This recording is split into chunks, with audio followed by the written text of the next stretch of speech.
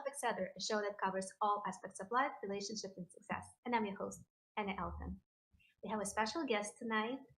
Her name is oh, apologize, Charlotte Lindsay Marron. She is an actress, she's the producer, and she's the presidential scholar at the University of British Columbia. She's absolutely amazing, and she's joining us from Vietnam. Isn't it cool? So, welcome, Charlotte. Thank you for being here with us tonight, and thank you for joining. Is it Absolutely, time, yes. nighttime? Is it daytime? Probably, right? Yeah, it's actually morning. It's 9 in the morning here. Oh, I guess it's not too bad. Yeah. So, I met Charlotte in Canada, out of all places, right? At this big, amazing event, we believe, and where she shared her story in front of 8,000 students, teachers, educators, and she was absolutely amazing. And I wanted to invite her here and talk to her because she has some really interesting insights to share from behind the scenes. She was an actress in multiple movies, right? So let's start hmm with that. I'm so excited. So, when did you start? Which movies did you play a part? What was your Yeah. journey? Yeah, absolutely. So I started actually very young. I was 3 years old, and my mom put me and my sister into commercials because we were two young girls with red hair, and she figured that that would bode well on camera. So we joined then. That was mostly commercial work for the first 5 to 6 years. And then I actually transitioned into film and television, which I found really enjoyable. I really liked being able to work on film sets, especially being so young. I felt really exposed to the creative world and the world of media and film production. So it definitely has become a strong passion of mine.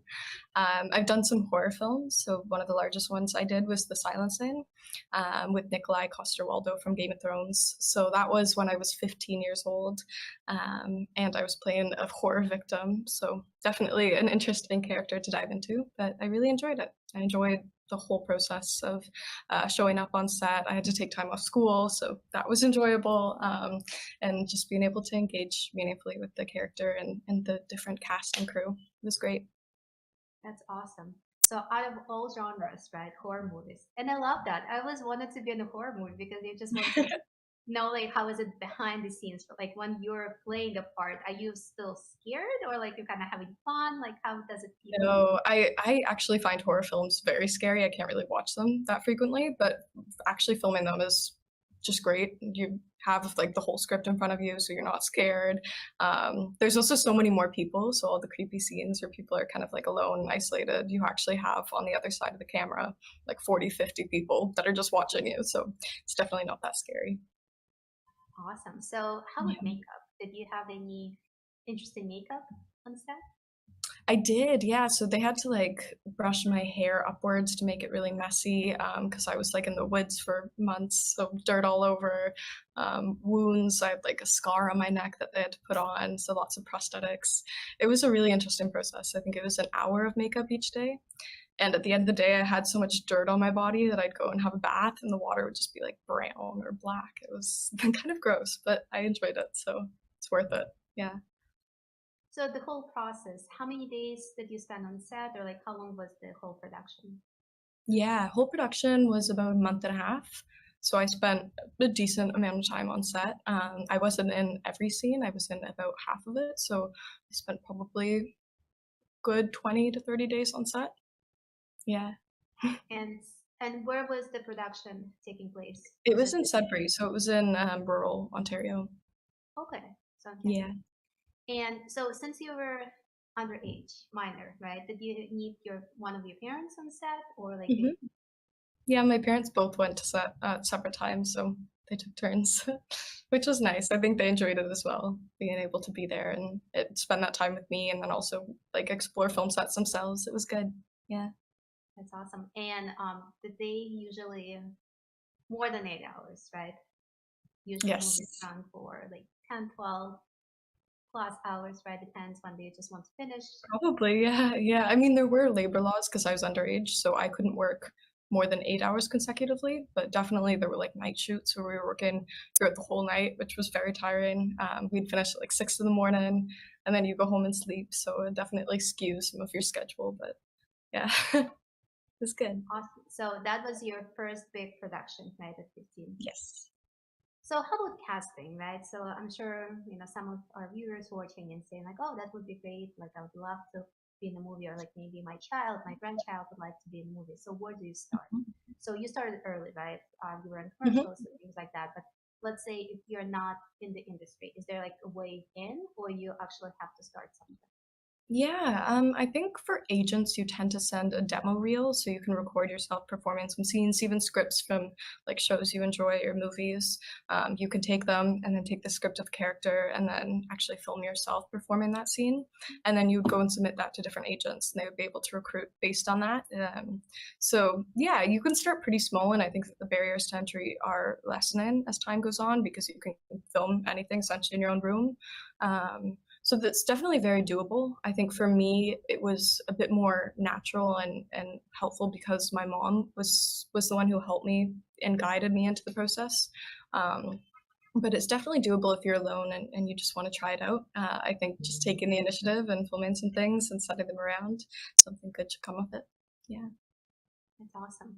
So to be in a movie, you need an agent, right? Generally, yes, you can do some non-agent work where you're actually sending yourself out for different auditions and tapes. I know there's some softwares that help you with that, but I think generally having an agent is helpful, whether you're union or not. They tend to help get more auditions and they have like better connections to different casting agents. So it's optimal to have an agent, but of course you don't necessarily need one to start. So Yeah. if you want to look for an agent, where do you start? I think just Google searches. There's tons of agents in any area. So whatever city you're in, you can look up like acting agent from blank city, and you're bound to find some. I would say look for ones that are highly rated. I also know that there are some scams where some people tend to get you to pay for like being an agent or pay to have you under their umbrella, and usually that isn't actually how it goes. You're not meant to pay for anything because they earn commission. So when you actually book jobs, then you would get money that way. So you shouldn't pay anything up front is the takeaway. But yeah. So I guess it's a clear sign, right? If they're asking to get paid up front, that means that they're not making anything or very little, Mhm. right? So you're probably not going to get many jobs. Absolutely. Yeah. And I feel like it's the publishing industry is the same way, right? If you want an Mhm. agent, you just send your queries to the agents, and then you Google them, right? It's pretty much you go and Google and you Google like fiction, nonfiction, whatever you're looking for, and then make the list and start sending out. So is Mhm. there I think it's anything the that you exact same. Mhm. Yeah. Same thing. So is there anything that you absolutely need? So you need your reel, you probably need your photo, right? Or like what do you like how does it Yeah, work? I think photographs usually. But usually once you have an agent, they would also help you and guide you to photographers that can help you get comp shots. So you don't necessarily need that for an agent, but you would need some photo, which doesn't have to be professional. Hmm. How about if you don't have any experience, right? You have a lot of passion, potential talent, right? You Hmm. have the photo from your cell phone, but you don't have any experience. Do you still have a chance to get an agent or not really? I think a lot of it comes down to skill, and that can be acquired in many different ways. You can enroll in acting courses. I did a lot of acting courses. I had an acting coach who actually coached me through auditions and worked with me to connect with the role and would give me feedback when I actually performed the different scenes. And then you can also do like different improv sessions and all sorts of things. You can join teams that work on like drama projects. There's also like musical theater and theater that you can do. So I think there's a lot of ways to build different skills. And once you get more accustomed to acting, then you're performing better and you're more bound to book roles. So I think that it probably comes down to that. That's Yeah. awesome. So let's say you get an agent, right? So now agent is in your corner trying to book you jobs. So how long does it take, like, or like what it takes to get that role in the movie? Um, Usually there's 2 to 3 callbacks, so 4 auditions in total. It can get quite lengthy. It also depends on what kind of role it is. So if it's a large role, like a lead or a principal for a film or television project, you're bound to have more auditions because they want to make sure that you're perfect for the role. So yeah, it can be quite lengthy, but usually it won't take more than a couple of weeks once the auditions start because the callbacks are quite soon after the fact. So yeah, and also a lot's done now via self-tape, so you can actually film self-tapes at home and don't necessarily need to go into in-person auditions. So now it's more convenient, right? I think So you, so. so you don't have to spend all this time. potential traveling, right? And being there and Hmm. send it out of comfort of Yeah, your home, right? At that point. absolutely. Yeah, and you also get to take more takes and find one that you love. Hmm. So you were in that movie. Have you done any other movies or you transitioned Yeah, to I've done a few. I've done a few other horror projects and films. I kind of got typecast into acting horror films for a long time, so I enjoyed it. So I wasn't mad about it, but definitely I was taking on like horror victims for a lot of my career.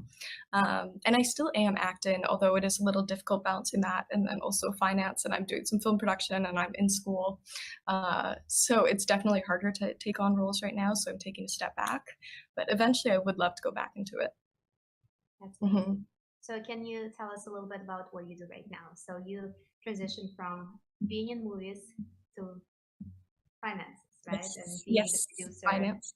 be the business owner, right? So can you tell us a little Hmm. bit more how you made that Yes. transition? Yeah, so in high school, while acting, I did both at the same time. I started my first business, which was a social enterprise to empower young girls. It was called Magic Messes. I developed entertaining and educational videos aimed at young girls overcoming bullying and building self-esteem. So that was a big passion of mine that actually taught me my love for business and film production. So with that, I went into business school, which is where I am now. I'm in university. I'm studying finance. I still have Magic Messes, my company, and we're scaling that. But I'm also working on film production, and I'm producing a few films right now. Well, reality series, but yeah. Oh my goodness. Hmm. So fun. So let me ask you about the company first. So you mentioned bullying and self-esteem. Why? Is it Hmm. something that you struggled or you knew someone who struggled with that? Why do you feel you were like connected to that project? Yeah, it is. So I was bullied in elementary school quite badly, and I also had some friends that were also bullied, and it was a really negative culture. So I found myself searching for and looking for resources that I would come to then build through Magic Messes. And that was definitely the root of it, is that I wanted to help people who were undergoing similar experiences to I, and it kind of scaled from there. And I think we also focused more on empowerment and confidence building exercises, not only anti-bullying content. So with time we kind of scaled to more projects and goals, but the initial core of it is to overcome bullying. Hmm. So Hmm. if someone is watching and they feel like, well, this is something I've been feeling, like maybe in school, maybe even like in your young adulthood, I feel like bullying never stops to some degree, right? You just need to know like how to almost like protect yourself and like have the stronger character and things like that. So like, what do you think was helpful to you? Like, what do you think that helped you to work on your self-esteem, your Hmm. mental health? Yeah, that's a really good question. I think that bullying does change and adapt as you age. So I think when you're young, it's very literal. People are name calling you, sometimes they're physically aggressive, but as you age, it becomes a lot more passive with mean Hmm. comments and isolation. So it definitely can happen even in the workplace and in Hmm. professional settings. I've experienced it. And I think that while you learn to build more confidence and learn to let it go and figure out what fights to actually fight and which battles to kind of let pass, it still can hurt and it's still painful. And I think that you're allowed to acknowledge it at that. But some of the exercises that helped me were definitely finding my own voice and my own authenticity and realizing that no matter what other people say or think about you, you can ultimately kind of come back to yourself and realize that it doesn't ultimately matter. You matter, your own perspective matters, and not conforming to whatever you think you should conform to and not isolating yourself or limiting yourself. Those are big takeaways that I've kind of strived for because I think for a long time bullying did lead me towards feeling limited and feeling as though I had to be quiet and smaller in the world. Whereas when I started to strip those barriers down and step out and do the things I wanted to do and not limit myself, I realized that there's a whole world out there and that whatever meanness and cruelty you face doesn't have to limit you. I love that. Hmm. Is there like any mantra or something that you use that helps you? Like, for example, who's awesome? I'm awesome. Who's awesome? I'm awesome. Like, whatever, like, helped you. I love that. Yeah, there's a few. There's not anything explicit that I can think of. I really like Live, Laugh, Love. It's very simple, very catchy. But I think just things that make you feel open. For me, it's more a longer mantra of like whatever people say doesn't affect me. I create my own destiny. I'm able to go out in the world and be a full bubble of light and laughter. And I think those are important takeaways, is just to feel you can take up space. I also I don't chase, I attract. That's an important one for me. Yeah. I love that. So I'm also thinking maybe for some people who don't even know where to start, they can start with nightly gratitude, right? Or something Hmm. they started off and they said, well, today was a good day. Like I was able to, overcome something or was able to make one small step, right? Regardless of how small it is, you need to remind yourself that you're making changes every single day. Absolutely. I think that's a really big one, is usually it can feel daunting when pursuing a new task. And it feels like it might take forever to change or to pivot into a new field, but taking small steps, it adds up to a lot more than people think. So any small thing you can do to kind of change your routine, change your habits, it can make a big impact in the long run. So I believe in that. I like habit stacking, where you start with one small change and then with time you kind of evolve to more. Because I think doing one sudden change usually isn't long lasting. Like if you decide one day to wake up and to do a very extensive morning routine and also start working out every day, usually that won't last in the long run, but just adding one small thing at a time can definitely help change your life. So wake up 5 minutes earlier, right? Or Yeah. drink one extra cup of water, right? Something. Mm-hmm. Absolutely. Yeah. So when you started acting, right, it was something that your mom helped you to, kind of push you, introduce you to the acting world. Is it something that you see yourself staying, or you like to be on the other side? You want to be in production, in directing, where do you see yourself? Let's say 5 years from now, 10 years Yeah. from now. I do love acting, and it is definitely something I want to transition back into. But I've been working on film production, which is actually creating the ideas for films, developing them, putting them in distribution. So I've competed in some pitch competitions, and I've actually gotten some development deals. So being able to kind of see the whole process and be part of the whole process, not just when it is in development, you're showing up on sets, kind of being part of everything before that and after. I find that very empowering. So I think that that's definitely a role I want to take, because you have a lot more authority over the whole process and over the story that's being told. But eventually, my dream is to kind of be part of the whole process with producing, but then also to act in the films that I create. That's awesome. So you mentioned the project, right? The reality TV or Yes. the series. What are you working? And again, you can share whatever you need to share, whatever you can share, right, about Okay. this project. So if you want to tell us a little bit. Yeah, so I'm creating one of the shows that I'm doing is a mother-daughter show. I can't actually disclose what it's about, but I'm working with Emmy Award winning Magical Elves, which is a company that I was connected to. They've done several projects, so they're helping right now to pitch it to different distributors and then get it into development. So it's still very early stage, but we're enjoying the process, and I'm learning so much in the process of it all. Yeah. That's amazing. I love that. So you do a lot, right? You have your organizations, you have production, you go to school. Um, how do you able to manage it all? I think it takes prioritization. That's a big thing, is figuring out what is important and what isn't. I think most people get lost up in the minutia of a lot. Whereas if you figure out what 20% of your tasks are correlating to 80% of the output, like what's the really big movers in your life, and you focus on things that are going to make the biggest change and the biggest impact, and you just put your time towards that, then I think you're able to accomplish anything. I also really appreciate the motto of you can do everything, but not all at the same time. And I think taking a step back and putting everything towards one goal at a certain time is really necessary. Because if you have a million goals, you can accomplish all of them, but probably on a longer time horizon than just right now. So figuring out what little pieces you're going to prioritize and then what you have to put in the back burner is an important thing, because otherwise you won't accomplish anything. Yeah. So do you usually start with the smallest goal? Do you start with the most important goal? What would be your advice? It takes some time. I think it is case dependent, because it's not necessarily the smallest goal, but it's what's practical right now and what is the first step towards my biggest goal. But I think you do also have to be risky and go after things that might scare you and put you outside of your comfort zone.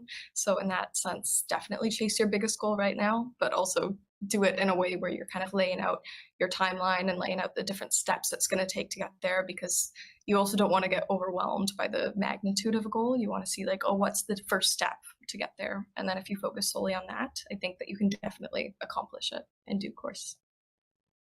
Yeah.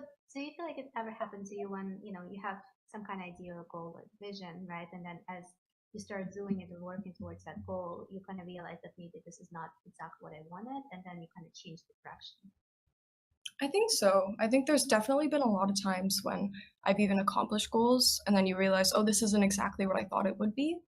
And I think that's a really rewarding experience because that gives you more clarity on what you want to do in the future. But definitely, there's been times when I've ended up surrounded by certain people, team members, coworkers, and I've realized they don't really reflect my own values or who I want to be.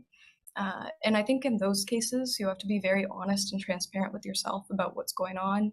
And you have to realize, like, yes, I have certain goals, but if I tailor them a bit more to where I'm at now, and still work towards things that you want to accomplish, but maybe change in the course to get there to make sure that it's rewarding and fulfilling. I think that's very important. So I think being honest with yourself is the first step because absolutely, there's many times when you end up in settings that aren't good for your growth. It could even be places where people don't necessarily respect you or you feel they don't respect others. I think that you really have to identify those and then take corrective action to make sure that it can get better. Because I've even experienced that in finance in certain settings where you're around certain people who aren't necessarily the kindest or they don't really respect certain people and their goals and missions don't necessarily align with yours. And in those cases, you do have to be quite honest and take steps, even if it means sometimes going backwards. I think that's important to end up where you actually want to go. Yeah. So, even when sometimes you have a clear plan, right, as you start going it, then you need to assess and see if you want to still continue or change the path, right? Or maybe take a Mhm. step back and remind yourself what was the goal originally, right? You still can get to Mhm. that goal, but then maybe you need to take a different path. That's Yeah. Yeah. something awesome.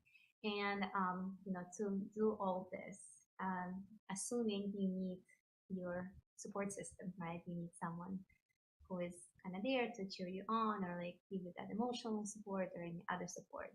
So who's in your circle? Yeah, I Do you have have some any? really close friends who have been amazing supports. I think I really live by the motto of have more quality friends as opposed to like higher quantity. Because I think you can be surrounded by 100 people, but not necessarily have those you can really depend on, or those who will be honest with you about their thoughts on certain things, and those who guide you to be better. So I think I try and surround myself by people who are uplifting and motivational and encourage me to be my best self and I've actually made some really, really good friends that I think will be around for life. And they're definitely motivating me to chase my dreams as I am for them. So I think that's really beautiful. And I do feel very grateful for that. And then, of course, also my family. I have a very supportive family, which has always guided me towards doing everything that I do. Love that. So you mentioned that you started with your sister, right? In commercials. Is she still in production? Is she still in movies, or is she also changed? She's actually a musician. She's in Scotland right now. She's studying philosophy and psychology, and she's singing. She's a singer-songwriter, so she's producing some of her own music. But she definitely pivoted. She's always been so creative, but she pivoted into music from acting and stopped acting when she was a teenager, early teenager, about 13. Hmm. That's awesome. So Yeah. I mean, she tried it, right? She loved it, and then she Hmm. changed to something else, right? Yes. Yeah. Exactly. So I know you also travel a lot, right? When I first met you, like in Canada, you mentioned I just came from Singapore, and like now I'm Hmm. here in Vietnam. So how are you able to, travel and do all these things? Like, is traveling Yeah. something you do for fun? Is it for work? Yeah, a lot of it is different work projects. Like we met in St. John's, which is an island in Canada, and we were able to do that because we were doing a public speaking event. And I think a lot of these times you're able to explore a new place just because you're working on something meaningful. So I think that's very exciting. Like this past summer, I was in New York because I was doing a summer internship there, and I loved New York and I loved the work that I was doing. So it was a good blend of travel and also working and doing professional development. But right now I'm in Vietnam. That's purely a holiday because we're on reading week at university.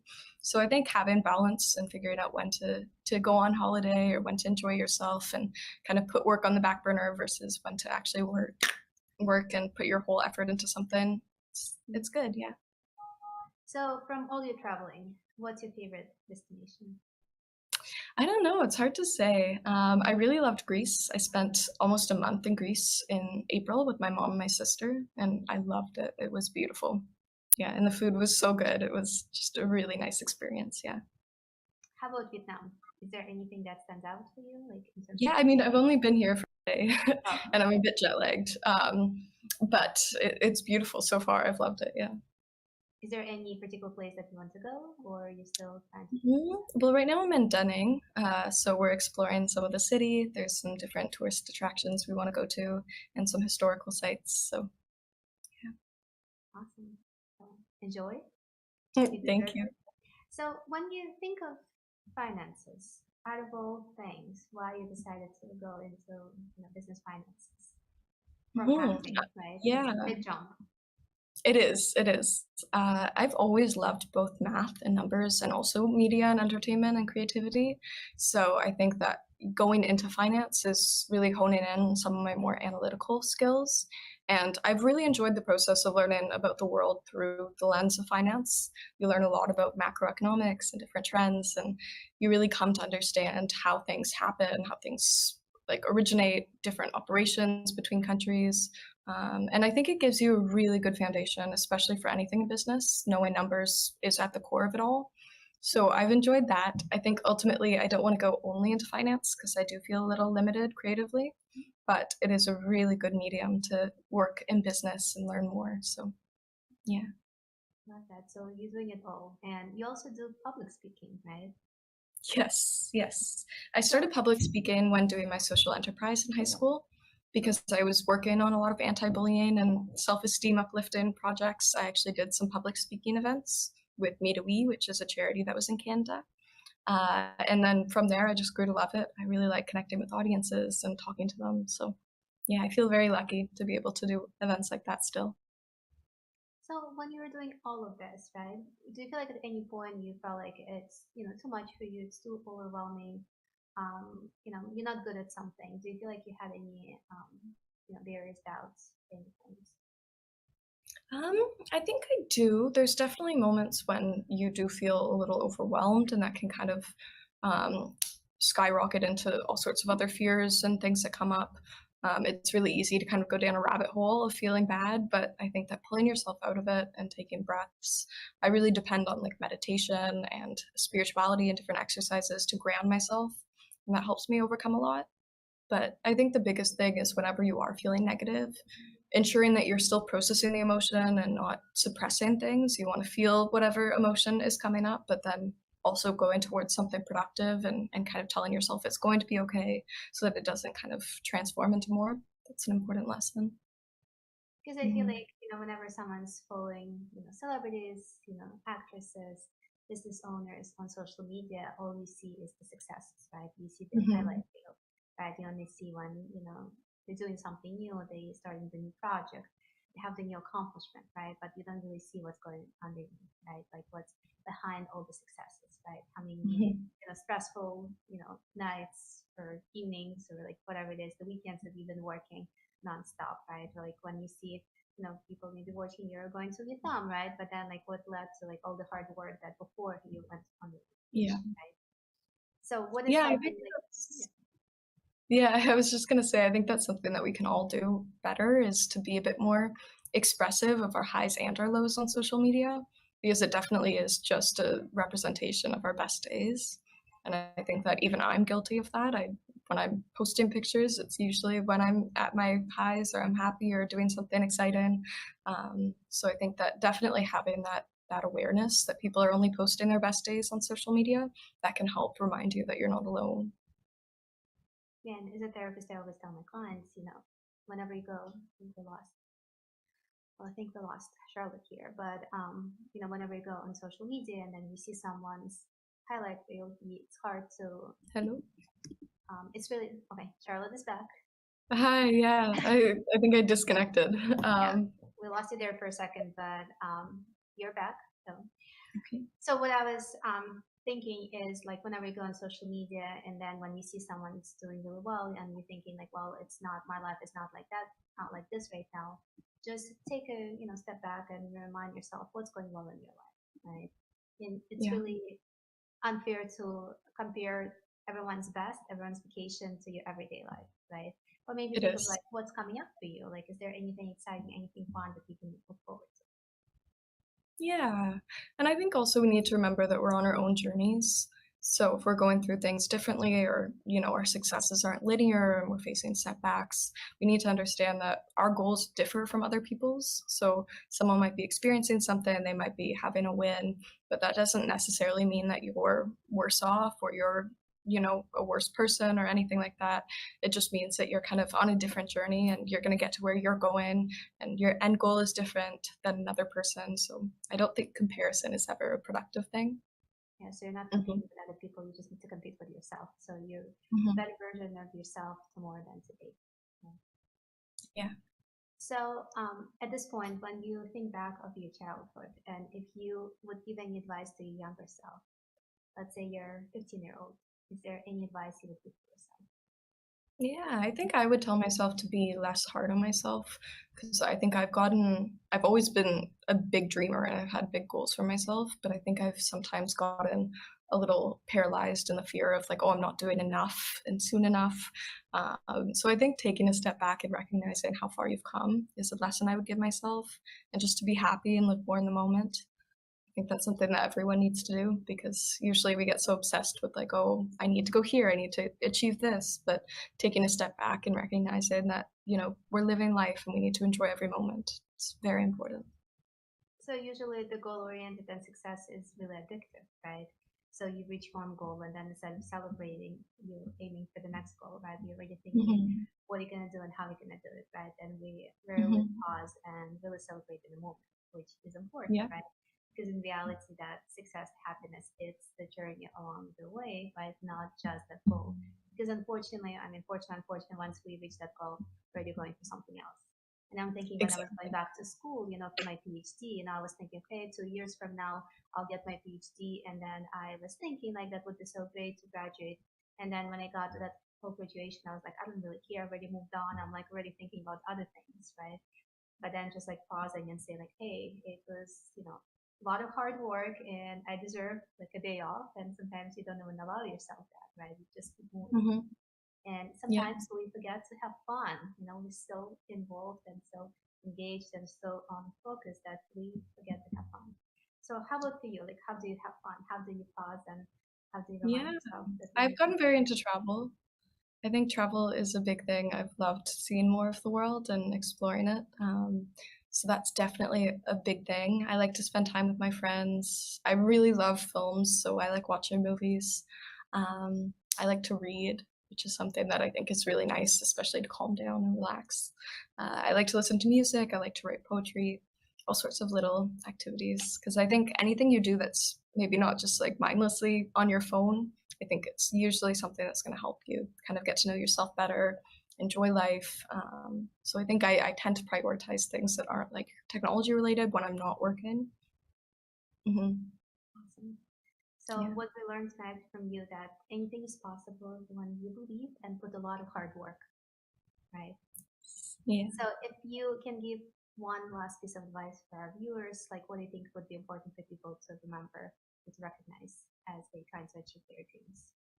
Yeah, I would say the biggest thing is not to limit yourself. If you have a big goal, I think there's absolutely a way you can make it possible. And I think writing it down and kind of planning it out and planning out the first step you can take is the first thing you should do. It seems simple, but I think that a lot of people tend to get really caught up in the whole big magnet, like big goal that they have, but being able to take a step back and just figure out first steps is really important. Yeah. So do you think it's not just visualizing, but actually writing it down could be helpful? I think so. Yeah, I think that makes it more real, and then you're more likely to accomplish it. I like that. I actually heard this not too long ago from someone I'm trying to remember, but like when you actually write it down, now you have to do it, right? Now you need to Yeah. work towards that goal Yeah. because it's here. And then when you plan to what needs to happen, you think of the steps, right? And then giving you concrete plans because things can change, right? And then as Hmm. you kind of get to the next step, maybe things need to be adjusted because you just simply don't know, right? What you don't know. But then maybe like think of like what could be the first step. Yes. Yeah, For example, exactly. if you want to exercise, right? If you want to lose weight, so like what would be the that's the overarching goal, right? But then what was the first step? Maybe Mm-hmm. for some people it's get pair of sneakers or like get the outfit, or for some people just like simply go for 10-minute walk, right? You need to start Mm-hmm. somewhere. Yep, exactly. Yeah. Awesome. I love that. So I love your journey. Thank you for joining us tonight. If Thank anyone you. wants to reach out, want to talk to you, want to connect, where can they all find you? Yeah, so my Instagram is charsofar, which is CHARSOFAR. I think that's the biggest place. I really love Instagram. It's my favorite form of social media. Yeah. So thank you, Charlotte. Thank you for being here with us. Thank you for sharing all your insight into business and film. And thank you. Enjoy Thank you so Vietnam. much. And Yeah. we'll see you next time. We'll see you in a couple of weeks. And thank you, Charlotte, for being here. Thank you.